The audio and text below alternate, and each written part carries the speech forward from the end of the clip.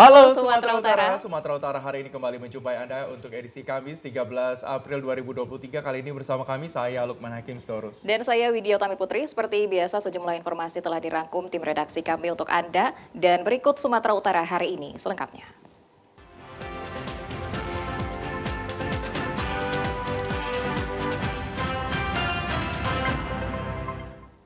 Kapolda Sumut Irjen Pol RZ Pancaputra menjelang memasuki mudik Lebaran dan persiapan menjelang operasi Ketupat Toba tahun 2023, pihaknya melakukan kunjungan kerja Polres Labuan Batu Selatan guna memberikan arahan kesiapan jelang Idul Fitri 1444 Hijriah.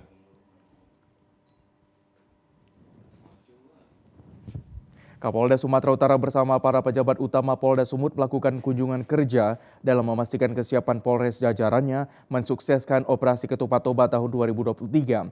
Dalam arahannya, Kapolda Sumut memberikan arahan kepada personel terkait pelaksana tugas serta melakukan pengecekan kesiapan jelang Idul Fitri 1444 Hijriah. Diperkirakan tahun ini arus mudik akan mengalami lonjakan signifikan mengingat pada tahun lalu pasca COVID-19 telah reda, di mana masyarakat yang melaksanakan mudik terutama dari Pulau Jawa ke Sumatera Utara intensitasnya volumenya sangat tinggi. Kabid Humas Polda Sumatera Utara Kombes Pol Hadi Wahyudi mengatakan kunjungan kerja Kapolda ke beberapa Polres jajaran memberikan arahan secara teknis di beberapa Polres di perbatasan seperti Labuan Batu Selatan, Madinah, Langkat. Jelang persiapan arus mudik tahun 2023, Hadi juga menambahkan ke depan pihaknya akan melaksanakan rapat lintas sektoral. Pada hari Senin depan akan melaksanakan persiapan gelar pasukan dalam rangka operasi Ketupat Toba tahun 2023. Ini adalah kegiatan Kapolda Sumatera Utara dalam rangkaian mempersiapkan serta mendorong Polres jajaran menjelang dilaksanakannya operasi Ketupat dalam rangka perayaan Hari Idul Fitri 1444 Hijriah. Yang diperkirakan tahun ini arus mudik itu akan mengalami peningkatan yang signifikan. Mengingat di tahun yang lalu itu pasca COVID-19 mereda, tensi arus mudik untuk wilayah Sumatera Utara, terutama masuk dari Jawa ke Medan, volumenya sangat tinggi. Nah, oleh karena itu di tahun yang ini, tahun yang kedua setelah pasca Covid ini, tentu kita ingin mempersiapkan lebih baik lagi.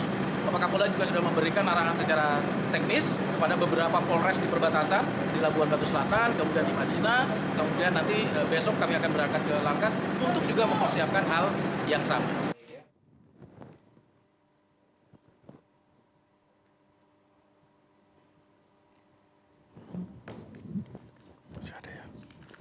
Selain itu, Kapolda Sumut memberikan tali asi kepada puluhan anak yatim piatu yang merupakan bagian kegiatan rangkaian kunjungan kerja Kapolda Sumut ke Polres Labuan Batu.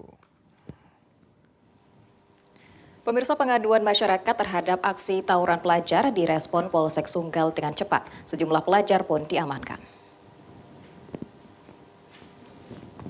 Merespon pengaduan masyarakat adanya aksi tawuran pelajar, Polsek Sunggal gerak cepat ke lokasi tawuran pelajar di Jalan Setiabudi, Medan kemarin. 2 pelajar diamankan Polsek Sunggal diduga terlibat aksi tawuran pelajar yang berlangsung usai ujian sekolah. Aksi kejar-kejaran antara petugas kepolisian dengan pelajar pun tidak dapat terindahkan dan terekam dalam video amatir. Kelompok pelajar yang usai melaksanakan ujian akhir ini melakukan konvoi dengan sepeda motor usai melakukan aksi coret-coret seragam. Sebagai pelajar, hal tersebut tidak patut dicontoh, di mana para pelajar ini juga membuat keonaran di jalan dan melakukan penyerangan terhadap warga yang melintas dan sejumlah usaha yang berada di pinggir jalan. Kapolsek Sunggal, Kompol Chandra Yuda Pranata mengatakan, mengetahui adanya pelajar yang melakukan konvoi dari masyarakat, unit reskrim Polsek Sunggal langsung melakukan penyisiran dan berhasil menangkap pelajar di Jalan Bunga Cempaka, Medan. Kepolisian kami merespon setiap kejadian yang dilaporkan oleh warga dan juga kita selalu membuat sistem patroli yang mana patroli ini selalu mobiling di wilayah Polsek Sunggal dan juga menetapkan beberapa mobil patroli secara stasioner di beberapa titik yang dianggap rawan. Dan juga saya mengimbau kepada khususnya guru-guru dan juga kepala sekolah untuk menjaga betul dan memastikan bahwa anak-anak tersebut tidak melakukan konvoi pasca ujian lulusan. Polsek Sunggal menghimbau kepada masyarakat untuk tidak takut dalam memberi informasi tentang adanya tindakan kriminalitas di lingkungan masing-masing. Layanan penukaran uang rupiah melalui kas keliling dan aplikasi pintar merupakan wujud komitmen Bank Indonesia dalam memberikan layanan kas yang prima agar masyarakat semakin mudah untuk memperoleh uang rupiah layak edar dalam sejumlah yang cukup dan pecahan yang sesuai. Bank Indonesia menyediakan layanan aplikasi pintar dengan menyediakan 900 nomor urut setiap harinya, sedangkan untuk masyarakat yang langsung menukar uang tunai ke mobil keliling Bank Indonesia, terdapat 300 nomor urut sehingga perharinya dapat melayani masyarakat sebanyak 1.200 orang dengan pagu per orang Rp3.800.000, maka total uang pecahan ditransaksikan sebanyak Rp4.560.000.000 per hari di wilayah Kota Medan. Kepala Tim Pengelolaan Uang Rupiah Bank Indonesia Azhari mengatakan, untuk perbankan terdapat 152 titik yang dilakukan oleh seluruh perbankan di wilayah kerja Bank Indonesia Provinsi Sumut yang tersebar di 9 kabupaten kota yang ada di Sumut. Dikatakan dengan adanya aplikasi pintar, warga tidak perlu antri berjam-jam sehingga membuat waktu penukaran yang lebih efektif. Untuk tahun ini karena kita pasca pandemi ya, tahun 2020 kita tidak berlebaran, tahun 2021 kita masih nahan lebaran, 2022 juga masih nahan. Nah, di tahun ini alhamdulillah antusiasme masyarakat terhadap uang baru menghadapi lebaran tahun ini memang cukup spektakuler ya, di luar dugaan kita Bank Indonesia ya. Kita sudah membuka loket di lapangan Benteng di Medan itu. Nah, ternyata di sana kami alokasikan setiap hari itu 900, ternyata melebihi, bisa mencapai 1.200 masyarakat yang datang per hari. Nah, apalagi saat ini masyarakat itu tidak perlu antri banyak, antri lama, karena apa? Bank Indonesia sudah mengeluarkan aplikasi pintar. Jadi semua masyarakat bisa mengakses aplikasi pintar untuk melakukan penukaran. Dan di sana sudah tercantum besarnya maksimal nominal yang bisa ditukar. Pagi tadi penukaran uang pecahan rupiah juga dilakukan di halaman TVRI Sumut dan warga yang menukar uang rata-rata pecahan Rp2.000, Rp5.000, Rp10.000, dan Rp20.000 untuk dapat dijadikan sebagai uang THR bagi sanak saudara. Meski harus berpanas-panasan, warga dan pegawai TVRI rela mengantri demi mendapatkan uang pecahan baru. Berkat kerjasama yang baik antara masyarakat dan petugas, setiap orang yang menukar uang hanya memerlukan waktu di bawah 5 menit untuk setiap transaksi.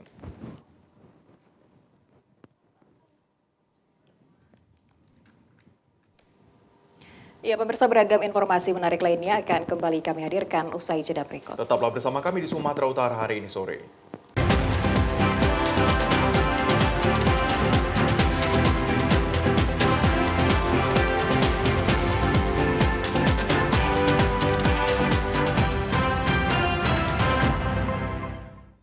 Saudara, ratusan kaum ibu Majelis Taklim mengikuti tablik akbar bersama anak Ustadz kondang almarhum Zainuddin MZ, Kiai Haji Muhammad Sauki MZ di Aula Tengku Rizal Nurdin, Rumah Dinas Gubernur Sumatera Utara di Medan kemarin.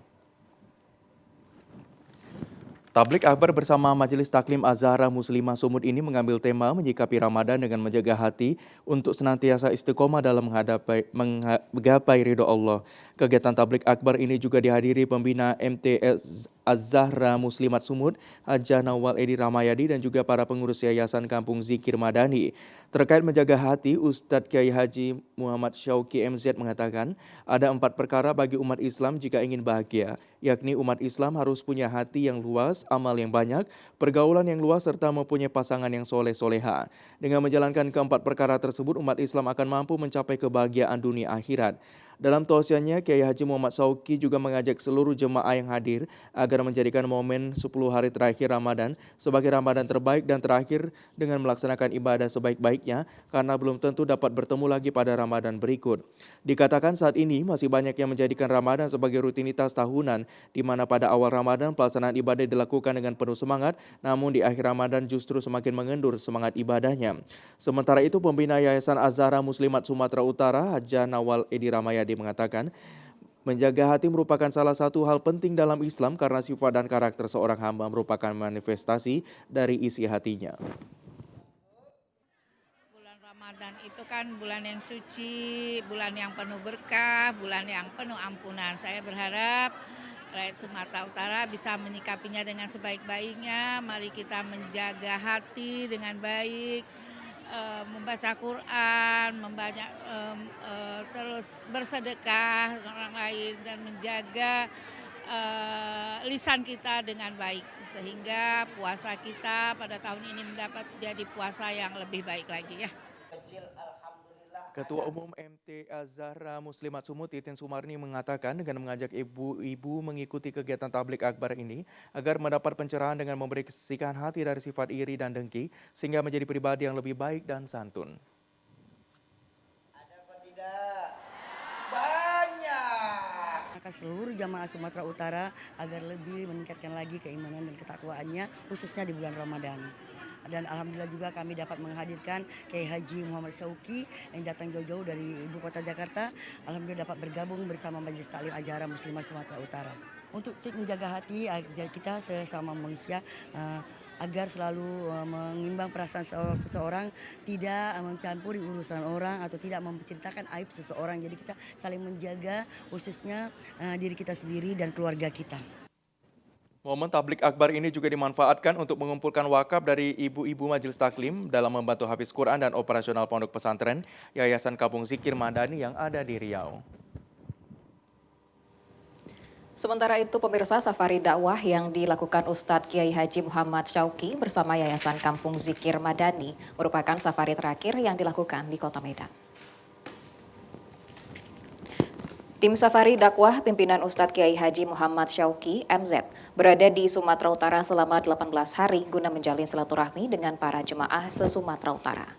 Ustadz Muhammad Syauqi MZ sangat mengapresiasi banyaknya ibu-ibu majelis taklim yang hadir untuk mendengarkan siraman rohani meski di tengah situasi puasa seperti saat ini. Ustadz Syauqi mengatakan kita sebagai manusia di bumi ini hanya sebatas perantau yang nantinya akan pulang menghadap Allah Subhanahu wa Ta'ala. Untuk itu diharapkan kepada seluruh umat muslim untuk selalu senantiasa mendekatkan diri kepada Allah dan menjalankan apa yang dikehendaki Allah Subhanahu wa Ta'ala. Ustadz Syauqi menjelaskan bahwa 10 hari terakhir Ramadan harus berlomba-lomba melakukan kebajikan dengan cara memperbanyak ibadah agar mendapat malam Lailatul Qadar yang nilainya lebih baik dari 1000 bulan. Sumatera Utara ini untuk mengembalikan lagi nilai-nilai keimanan yang memang saat ini sudah mulai lentur. Jadi di 10 hari terakhir Ramadan ini saya berharap ya bukannya berarti kita nggak kayak mana, maksudnya supaya kita menikmati 10 hari Ramadan terakhir. 10 hari terakhir Ramadan itu kan ada yang namanya Lailatul Qadar. Jadi kita gunakan 10 hari terakhir Ramadan ini, belum tentu kita bertemu di Ramadan yang akan datang. Jangan pernah kita merasa iri atas apa yang Allah berikan kepada orang, karena inna likulli syai'in maziyah. Segala sesuatu itu ada kelebihan, ada kekurangan. Jadi ayo kita jaga hati kita di bulan yang penuh kesucian ini dengan hati yang bersih. Dharma Persatuan Pemerintah Provinsi Sumatera Utara melaksanakan sholat tasbih dan pengajian Ramadan 1444 Hijriah. Pengajian ketiga bulan Ramadan DWP ini mengambil tema puasa dan Al-Quran sebagai syafaat serta cara menggapai malam Lailatul Qadar. Pengajian dan sholat tasbih dilaksanakan di kantor Dharma Wanita Persatuan Provinsi Sumut, Jalan Tengku Cikditiro, Medan pagi tadi. Pengajian sholat tasbih dihadiri ratusan anggota dan pengurus DWP Propsu. Hadir pada kesempatan ini penasihat Dharma Wanita Persatuan Provinsi Sumatera Utara, Haja Nawalubis, Ketua Dharma Wanita Persatuan Dian Arif Trinugroho. Pengajian ketiga bulan Ramadan diawali dengan sholat tasbih 4 rakaat, bertindak selaku imam sholat Al-Ustadz Susanto Nur Ashki. Dilanjutkan dengan zikir dan doa. Penasihat Dharma Wanita Persatuan Propsu Nawalubis menyampaikan, pengajian ketiga bulan Ramadan ini dilaksanakan sholat tasbih dengan tujuan memohon ampun atas dosa yang telah dilakukan. Dikatakan Nawalubis melaksanakan sholat tasbih yang diibaratkan sebagai membuat kebun di dalam surga, dapat menjadi tebusan bagi orang tua di hari kiamat nanti, serta dimudahkan Allah dalam urusan dunia dan akhirat. Sholat tasbih ini gunanya adalah memohon ampun dosa-dosa yang telah kita lakukan di masa yang lalu, dengan apalagi dilakukan di dalam bulan puasa yang memang bulan puasa adalah bulan pengampunan. Jadi saya berharap ibu-ibu di dalam sholat tasbih tadi sudah meminta ampun seampun-ampunnya kepada Allah Subhanahu wa Ta'ala atas dosa-dosa yang telah kita lakukan. Dan di bulan suci ini juga adalah bulan Al-Quran. Mari sama-sama seluruh rakyat Sumatera Utara banyak-banyaklah membaca Al-Quran. Setelah dilaksanakan sholat tasbih, pengajian diawali dengan mendengarkan lantunan ayat suci Al-Quran, dilanjutkan ceramah agama disampaikan Al-Ustadz Susanto Nur Ashki. Dalam tausiahnya mengatakan puasa dan Al-Quran sebagai syafaat serta cara menggapai malam Lailatul Qadar pada malam 10 terakhir Ramadan atau malam nisfu Sya'ban diharapkan perbanyak amalan salah satunya dengan melaksanakan sholat sunnah yaitu sholat tasbih di mana ada 8 keutamaan sholat tasbih, salah satu diantaranya terhindar dari penyakit yang berat dan kesedihan.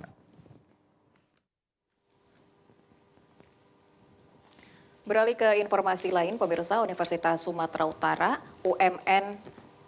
Universitas Muslim Nusantara UMN Al-Wasliyah menyelenggarakan seminar internasional bertajuk nilai-nilai kemanusiaan yang dihadapi negara Uighur agar diketahui masyarakat luas khususnya pemerintah Indonesia.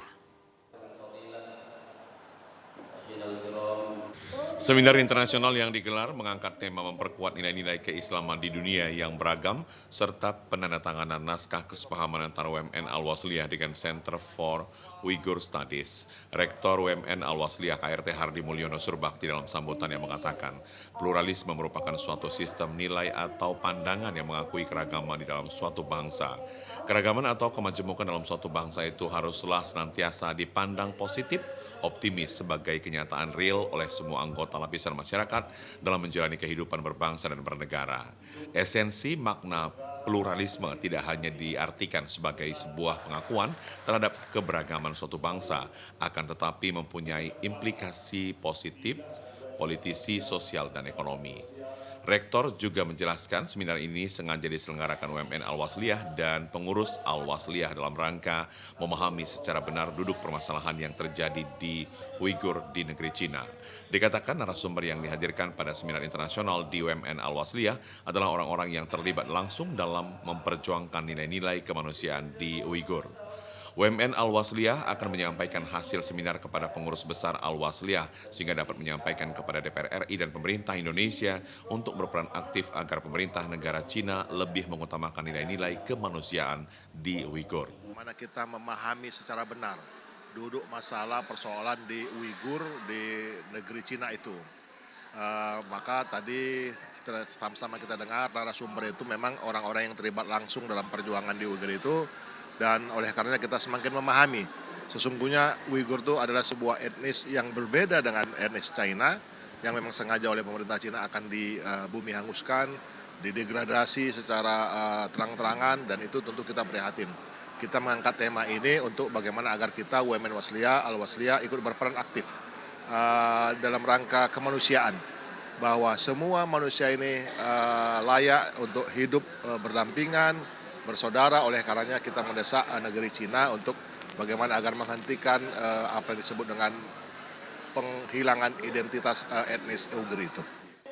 Ketua Umum PB Al-Jamiatul Wasliyah, Masyurul Kamis Idris menyampaikan bahwa penyelenggaraan seminar internasional merupakan keberanian dari UMN untuk menghadirkan narasumber dari Uighur di kampus UMN Al-Wasliyah dikarenakan kampus bebas mimbar untuk mengangkat berbagai topik.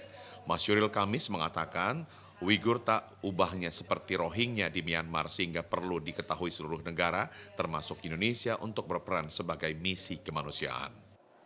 Mensosialisasikan terhadap kondisi kekinian dari Uighur dari perspektif kemanusiaan. Nah, jadi kalau perspektif kemanusiaan, kita tetap sepaham dengan pembukaan Undang-Undang Dasar kita bahwa siapapun manusia yang ada di negeri ini atau di luar negeri kita atau dimanapun berada, yang mereka belum mendapatkan hak-haknya sebagai manusia, maka itu perlu kita bela. Nah, seminar hari ini secara ilmiah kita ingin mengungkap tentang Uighur yang sesungguhnya, tentang kondisi, karena ada testimoninya, ada testimoni dari orang-orang yang datang dari sana.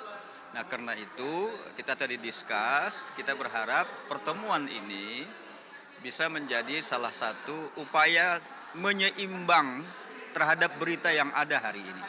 Berita-berita yang mungkin kita dengar begini begitu, tapi hari ini seluruh sivitas akademika UMN Al-Wasliyah sudah melihat dengan jelas, mendengar terhadap mereka-mereka yang mengalami dan menyampaikan secara lugas dan tuntas dengan fakta dan data yang ada. Dua narasumber dari delegasi Center for Uyghur Studies adalah Eksekutif Director Center for Uyghur Studies, Mr. Abdul Hakim Idris, dan Advokasi Manager, Mr. Hajaret Ali Wuzur. Narasumber dari Organization of Islamic Corporation IOT Indonesia, Presiden OIC Indonesia, Mrs. Astrid Nadia Rizkita, dan Direktur Santri Diplomasi Akademik OIC IOT Indonesia, Mrs. Suroroh Tullah.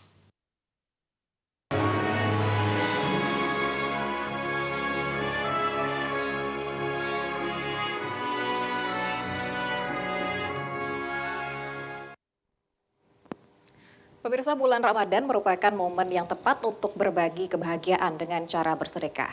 Selain menambah kebahagiaan serta mempererat tali silaturahmi, berbagai cara juga dapat meningkatkan iman dan takwa, dan dengan berbagi rezeki seseorang justru akan senantiasa dilipat gandakan oleh Allah Subhanahu wa taala.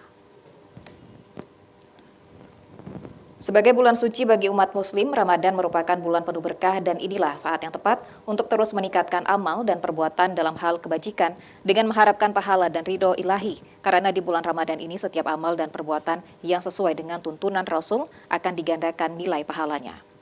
Momen bulan Ramadan ini untuk meraih pahala yang berlimpah, inilah dimanfaatkan Rumah Satu Suara untuk saling berbagi kebajikan dengan kaum duafa yang dilakukan di Jalan Pancasila, Medan Denai kemarin.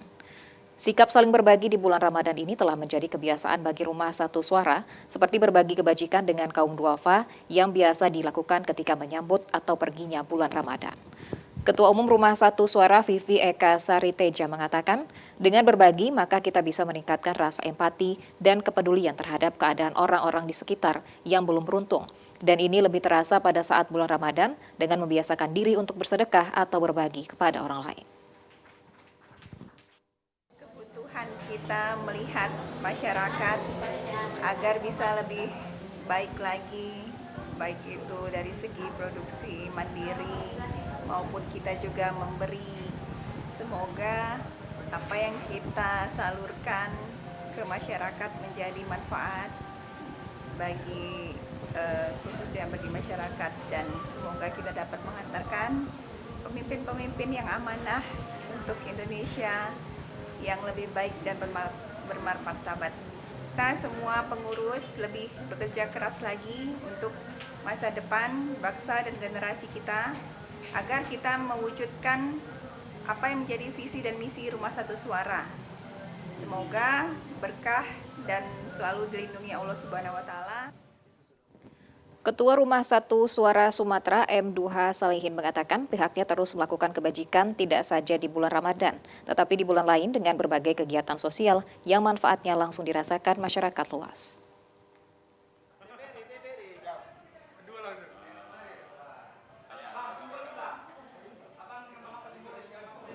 Alhamdulillah Rumah Satu Suara ini sudah terbentuk mulai dari Aceh sampai dengan Lampung, dengan program kegiatan yang pertama adalah menampung aspirasi wadah baik dari tingkat kalangan masyarakat, UMKM, guru, profesionalitas, pengusaha hadir di sini.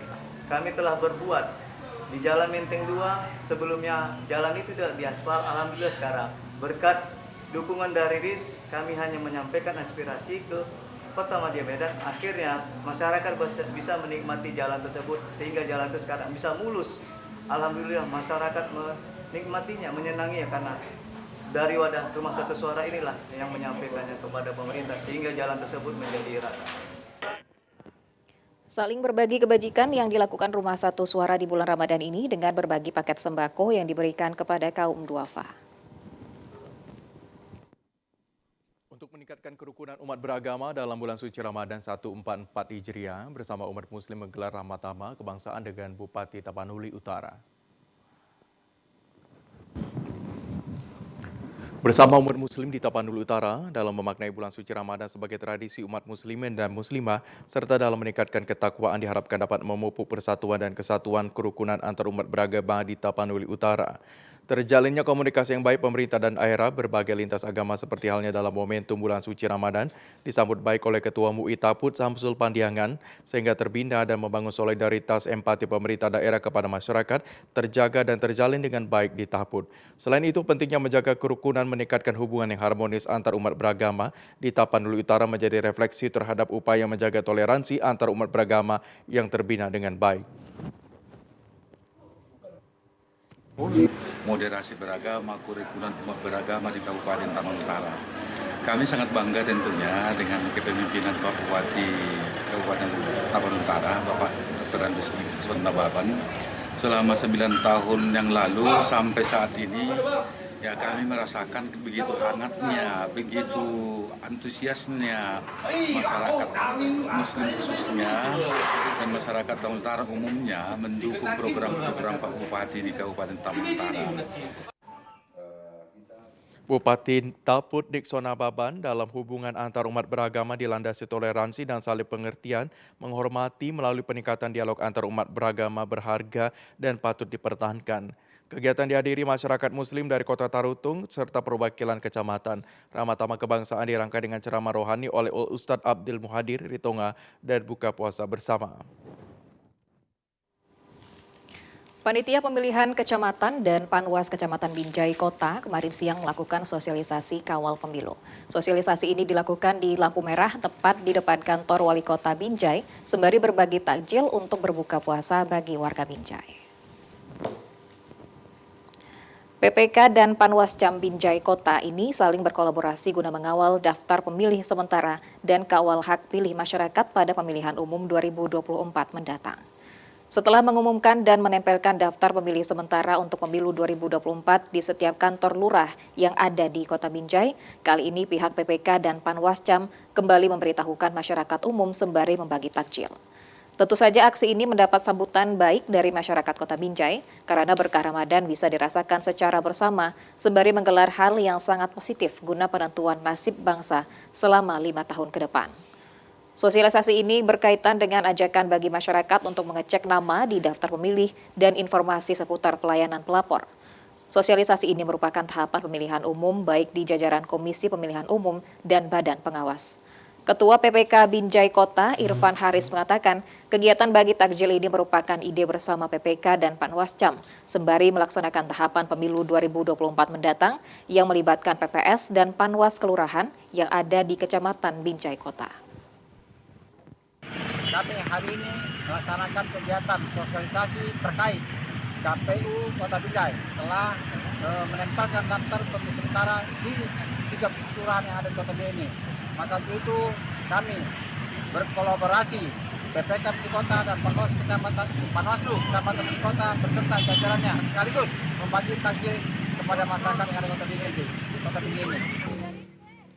Sementara itu, Panwascam Binjai Kota Irsan Sikumbang mengatakan jajaran pengawas pemilu akan terus mengawal dan mengawasi daftar pemilih sampai menjadi DPT dan pihaknya juga sudah membuat posko pengaduan kawal hak pilih di Kecamatan Binjai Kota. Kami dari jajaran Panwaslu Kecamatan Binjai Kota akan terus mengawasi proses tahapan daftar pemilih sampai nanti menuju DPT dan DPT. Untuk itu, sesuai instruksi dari pimpinan Bawaslu Binjai, kami juga membuka posko kawal hak pilih. Menjelang Hari Raya Idul Fitri, penjualan parsel Lebaran meningkat hingga 100% di Kota Medan. Seperti pengakuan pedagang parsel di kawasan Jalan Gatot Subroto Medan, pemesanan parsel mulai berdatangan sebelum memasuki Ramadan. Pesanan parsel meningkat hingga 100% apabila dibandingkan Lebaran sebelumnya. Pesanan umumnya datangnya dari korporat, perorangan, pejabat. Pergerakan bisnis parsel mulai menggeliat tahun ini apabila dibandingkan tahun lalu. Hal itu terlihat saat pemesanan telah dimulai sejak 2 minggu lalu sebelum memasuki bulan Ramadan. Pada tahun ini pemesanan dari korporat dilakukan lebih awal. Tren parsel yang digemari kali ini lebih banyak pada pemesanan parsel yang bermanfaat seperti peralatan makan, peralatan sholat, dan snack. Untuk segala pasokan mulai dari keranjang, perlengkapan hingga pernak-pernik diambil dari distributor di Jawa. Untuk ragam parsel, pihaknya menawarkan 31 pilihan parsel bagi pembeli yang ingin menyesuaikan dengan isian dan budget. Pihaknya juga menerima parsel dengan custom yang diinginkan pelanggan. Untuk rate harga mulai dari Rp175.000 untuk parsel berbentuk snack. Untuk parsel dengan custom isian peralatan makanan eksklusif, peralatan sholat mulai dari Rp300.000 dengan penawaran harga yang demikian. Menerima pesanan perlengkapan sholat dengan isi sarung, sajadah, dan mukena. Parsel tersebut disesuaikan dengan bahan dan merek dari perlengkapan sholatnya. Selanjutnya untuk peralatan makanan eksklusif akan didapatkan dengan isian piring makan malam, 1 piring salad, 1 mug, dan 2 cookies, dan keranjang bambu klasik. Untuk pemesanan pedagang, parsel penerima pesanan dengan batas minimal waktu 3 hari hingga seminggu sebelum pengambilan. Mendekati Hari Idul Fitri 1444 Hijriah, mulai terlihat kesibukan warga berbelanja busana muslim di sejumlah pertokoan pasar Gunung Sitoli. Waktu Idul Fitri 1444 Hijriah tahun 2023 Masehi tinggal menghitung hari saja. Kini warga muslim di kota Gunung Sitoli semakin mempersiapkan berbagai kelengkapan yang akan dibutuhkan pada perayaan suasana Idul Fitri nantinya. Kebutuhan seperti pakaian termasuk busana muslim yang akan digunakan pada berbagai acara ibadah maupun kegiatan keluarga telah mulai disiapkan. Hal ini ditempuh warga muslim daerah ini guna menghindari kesulitan yang berarti saat dekat lebaran karena belum lagi upaya lain mempersiapkan segala jenis bahan makanan. Kedatangan warga muslim berbelanja di salah satu toko perbelanjaan ini memperoleh berbagai pilihan mulai dari bentuk maupun jenis pakaian atau busana muslim. Khusus baju untuk wanita maupun anak-anak umumnya terdapat banyak motif yang sangat menarik, kemudian terjangkau harganya sesuai dengan kualitas. Namanya nuansa Ramadan menjelang Lebaran ya kan, ya seperti kebiasaan tiap tahun lah beli baju. Terjangkau atau seperti apa? Harga sesuai kualitas sih Bang ya. Kebetulan kita carinya yang bagus ya, pasti harganya ya lumayan. Tahu untuk ibadah atau untuk acara keluarga? Untuk keluarga aja. Dan TPRI.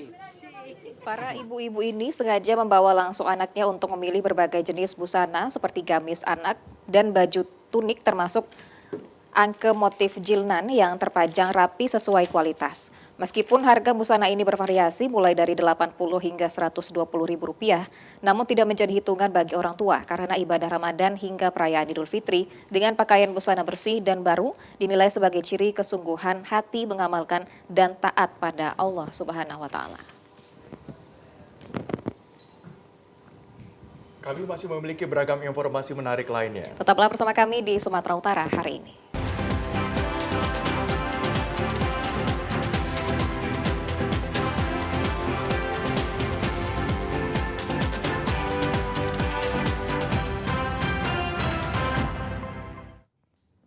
Sebuah truk diesel terbakar di jalur tol Medan Binjai, Kelurahan Tanjung Mulia, Medan, Rabu pagi. Seorang supir tewas sedangkan kernet berhasil selamat.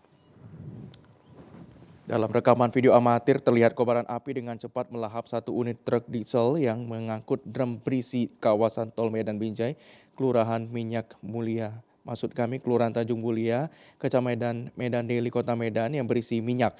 Petugas pemadam kebakaran di kawasan industri modern Medan dengan 2 mobil damkar yang tiba di lokasi langsung memadamkan api yang menghanguskan seluruh truk yang terbalik di tengah badan jalan tol. Dalam peristiwa kebakaran ini, seorang supir bernama Rahmat Saw, warga Pasar 3 Medan, tewas terbakar karena tidak sempat melarikan diri saat truk terbakar. Sementara itu, kernet truk berhasil melompat dari dalam truk menyelamatkan diri. Peristiwa kebakaran ini terjadi akibat ban truk pecah sehingga mengakibatkan truk terbalik memercikkan api hingga membakar seluruh isi muatan drum berisi BBM solar. Setelah kami sampai di TKP, kami melihat mobil itu sudah terbakar dan kami memadamkan. Setelah kami pendinginan, baru kami melihat ada korban. Korban di dalam mobil itu. Mobil itu mobil pick up L300. Jadi setelah kami apakan, ya mayat korban itu ya kami evakuasi lah ke kantung jenazah. Melalui ada di situ pihak tol yang bawa ambulan. Api berhasil dipadamkan setelah petugas pemadam kebakaran berjibaku menyemprotkan air selama 1 jam lebih. Kasus kebakaran ini ditangani Polsek Medan Labuhan. Korban tewas dibawa ke Rumah Sakit Peringatan Medan untuk divisum dan diserahkan ke pihak keluarga. Sementara kernet truk mengalami luka ringan dibawa ke rumah sakit untuk dilakukan pengobatan. Sementara itu, pemirsa, 1 unit mobil jenis minibus dirusak massa di kawasan Jalan Gatot Subroto, Kota Medan, Kamis dini hari tadi. Tidak hanya mobil, ketiga penumpang yang diduga pelaku tabrak lari juga babak belur dihajar massa yang tersulut emosi. Puluhan warga di kawasan Jalan Gatot Subroto, Kota Medan, Sumatera Utara merusak 1 unit mobil minibus berikut ketiga penumpang di dalamnya yang diduga pelaku tabrak lari. Massa menghancurkan kaca dan bodi mobil dengan menggunakan benda tumpul seperti kayu dan batu. Salah seorang penumpang yang berada di dalam mobil tersebut sempat ditarik keluar dan menjadi bulan-bulanan massa. Sementara kaca mobil di berbagai sisi pecah akibat dihantam batu dan kayu. Menurut warga, massa tersulut emosi sebab ketiga pengendara dan penumpang mobil disebut telah menabrak 2 orang wanita pengendara motor lalu kabur melarikan diri. Saat coba dihentikan oleh warga, mobil tersebut malah kian melaju dengan kecepatan tinggi. Salah seorang saksi mata, Joshua, menyebut para terduga pelaku ini telah menabrak 2 wanita pengendara motor di simpang Jalan Putri Hijau Medan. Bahkan salah seorang korban sempat terseret di belakang mobil pelaku sejauh 1 km. Akibatnya 1 korban tersebut pun menderita luka di bagian wajah, tangan, dan kaki yang cukup parah akibat terseret mobil pelaku. Jadi aku di belakang mobil ini, terus mobil ini nabrak kereta, 2 mobil jarak 2 mobil di depanku bang, jarak 2 mobil nabrak kereta, terus mamanya ke pinggir di jalan kaki, rupanya ada perempuan satu, karena terseret. Korban gua tahu bang, kalau misalnya korban perempuan laki-laki bang? Perempuan bang, 1-2 orang? 2 orang ya, 2 orang kalau terseret? Iya, satu yang terseret, mamanya enggak. Oh, ibu sama anak berarti? Ibu sama anak, sepertinya ya. Melihat korban terseret mobil pelaku, beberapa warga mencoba menghentikan mobil pelaku namun tak dihiraukan. Hingga akhirnya warga dapat menghentikan mobil pelaku tepat di persimpangan Jalan Gatot Subroto dan langsung merusak mobil dan menghajar para terduga pelaku tabrak lari ini. Seorang pria terekam kamera CCTV melakukan pencurian di Masjid Al-Akmal, Kampung Pajak, Kecamatan NA 910, Labuan Batu Utara. Untuk pelaku jera dan tidak mengulangi perbuatannya, korban mengunggah pencurian tersebut ke media sosial hingga akhirnya viral. Beginilah aksi pelaku pencurian yang terekam CCTV mengambil 1 unit sepeda motor yang terparkir di halaman masjid saat jamaah sedang melaksanakan sholat tarawih di Desa Kampung Pajak, Kecamatan NA 910, Labuan Batu Utara. Dan melakukan aksinya, pelaku memanfaatkan kondisi kunci yang tertinggal di sepeda motor dengan berpura-pura duduk di sepeda motor. Setelah suasana aman, pelaku langsung menghidupkan sepeda motor langsung kabur. Sebelum 24 jam, polisi berhasil menangkap pelaku pencurian di lingkungan Kampung Sawah, Sirandorong, Kecamatan Rantau Utara, Labuan Batu, saat hendak menjual hasil curian. Pelaku bernama Dede Yusuf Panjaitan membenarkan telah mencuri sepeda motor saat melakukan tidak menggunakan alat bantu apapun, hanya memanfaatkan kunci kontak yang tertinggal di sepeda motor. Kuat. Hari Sabtu tanggal 8. Jam? 21.30. Alat apa yang kau pergunakan ketika pada saat melakukan pencurian waktu itu? Hah? Tidak menggunakan alat? Artinya menggunakan kunci kontak yang tertinggal ya? Kasih Humas Polres Labuan Batu, Ibtu Arwin membenarkan peristiwa pencurian sepeda motor di salah satu masjid di Kampung Pajak. Sebelum sampai 24 jam, pelaku pencurian bernama Dede Yusuf berhasil ditangkap di lingkungan Kampung Sawah, Sirandorong, Rantau Prapat, Labuan Batu saat hendak menjual hasil curian. Benar bahwasannya beberapa hari yang lalu, Satreskrim Labuan Batu mengamankan seorang pelaku yang melakukan aksinya di saat warga melaksanakan sholat taraweh di masjid, tepatnya di Masjid Kampung Pajak, Kabupaten Labuan Batu Utara. Yang mana pelaku menjalankan aksinya, mengamati situasi masjid. Pada saat itu pemilik kendaraan sedang melaksanakan sholat taraweh. Kemudian kepada pelaku petugas menerapkan pasal 362 KUH pidana dengan ancaman maksimal 5 tahun penjara. Pelaku dijerat pasal 362 KUH pidana dengan ancaman hukuman 5 tahun penjara. Pemirsa, seorang pelajar SMA babak belur dihajar warga setelah kedapatan membuat onar dan terbukti dari tangan pelaku ditemukan sebilah samurai diduga akan digunakan untuk membacok korbannya. Beginilah rekaman video amatir saat korban ditangkap warga di Jalan Sultan Serdang, Pasar 5, Desa Telaga Sari, Kecamatan Tanjung Morawa, Kabupaten Deli Serdang. Terlihat korban berlumuran darah setelah diajar warga yang geram dengan aksi geng motor dan kejadian ini terjadi tadi pagi sekitar pukul 3 dini hari. Pelaku bersama teman-temannya yang berhasil kabur sambil membawa senjata tajam hendak membuat onar. Warga yang geram dengan aksi para pelaku langsung menangkapnya dan menghajarnya, sementara pelaku yang lain berhasil kabur.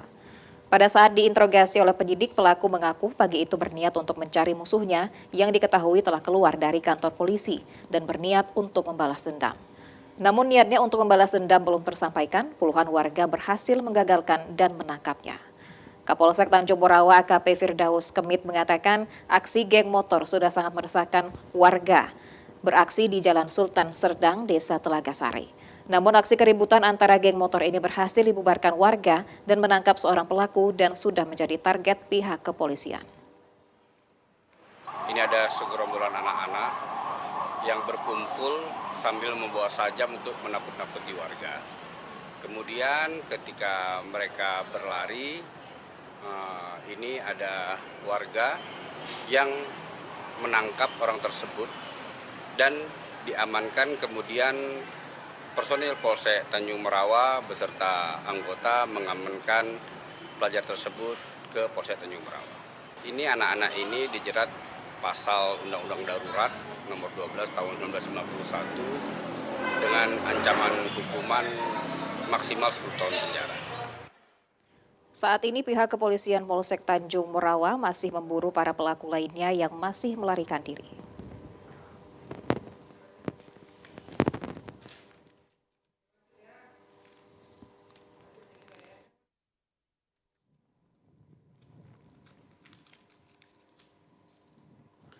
Kawasan objek wisata Pantai Pasir Putih Godung yang baru dibuka sekitar tahun 2018 terletak di Desa Partor, Janji Matogu, Kecamatan Uluan Toba, saat ini menjadi pilihan masyarakat untuk berwisata di kawasan Danau Toba. Namun objek wisata tersebut masih membutuhkan perhatian dari pemerintah untuk mengembangkan wisata tersebut agar menjadi salah satu destinasi wisata favorit di kawasan Danau Toba.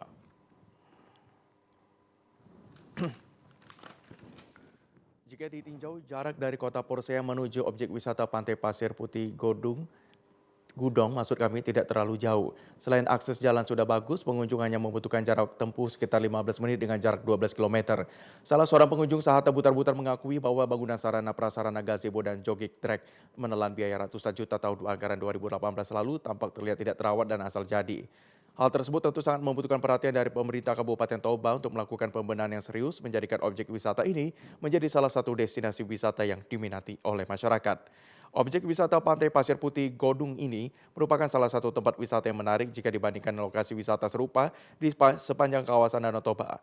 Namun sarana dan prasarananya belum bagus lengkap jika dibandingkan dengan wisata yang ada di kawasan Danau Toba saat ini seperti Pantai Pasir Putih, Parparian, dan Pantai Indah Lubat Bulbul Balige.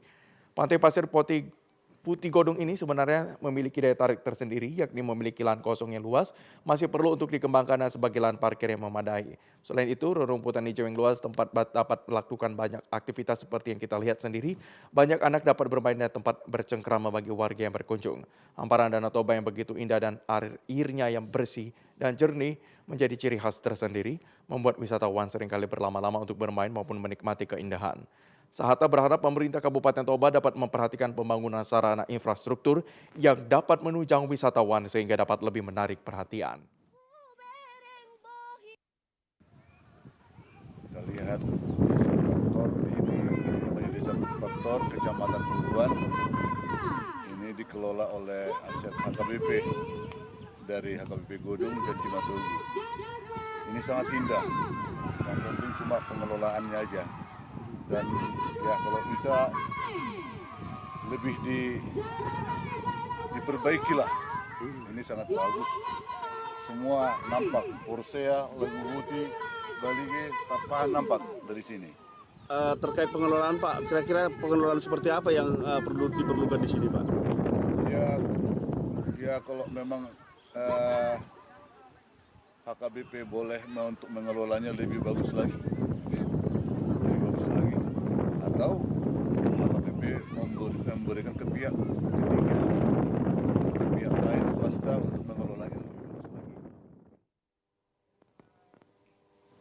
Pemirsa, berikut informasi perakiraan cuaca di sejumlah daerah di Sumatera Utara dari Badan Meteorologi, Klimatologi, dan Geofisika Wilayah 1 Medan untuk hari Jumat 14 April 2023.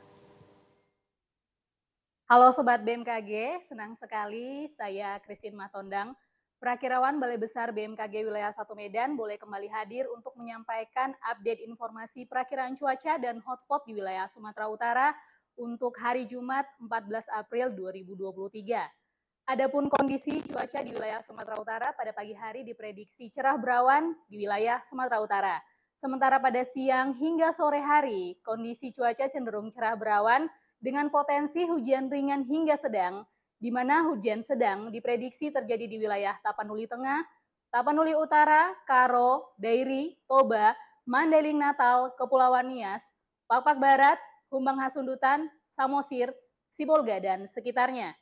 Sementara untuk malam hari, kondisi cuaca diprediksi hujan ringan hingga lebat dengan potensi hujan lebat terjadi di wilayah Tapanuli Tengah, Tapanuli Utara, Tapanuli Selatan, Karo, Dairi, Pakpak Barat, Humbang Hasundutan, Samosir, Sibolga, Padang Sidempuan, Padang Lawas Utara, dan sekitarnya. Untuk suhu udara diprediksi berkisar antara 16 sampai 33 derajat Celcius dengan kelembaban udara 60 sampai 98%. Adapun arah angin bertiup dari arah barat daya hingga barat laut dengan kecepatan 10 sampai 30 km per jam. Untuk titik panas per tanggal 12 April 2023 terpantau ada 3 titik panas tepatnya berada di Kabupaten Batubara, Asahan, dan Labuhan Batu Utara. Kepada masyarakat, kami tetap memberikan himbauan di mana tetap waspada terhadap potensi hujan lebat disertai petir dan angin kencang, khususnya terjadi di wilayah pantai barat, pegunungan, dan lereng timur Sumatera Utara. Demikian informasi ini dapat kami sampaikan, semoga informasi ini dapat bermanfaat dan terima kasih. Informasi tadi mengakhiri jumpa kita di Sumatera Utara hari ini sore. Mewakili kerabat kerja yang bertugas, saya Lukman Hakim Storus. Dan saya Widyotami Putri pamit undur diri dari hadapan Anda. Terima kasih, selamat sore. Sampai jumpa.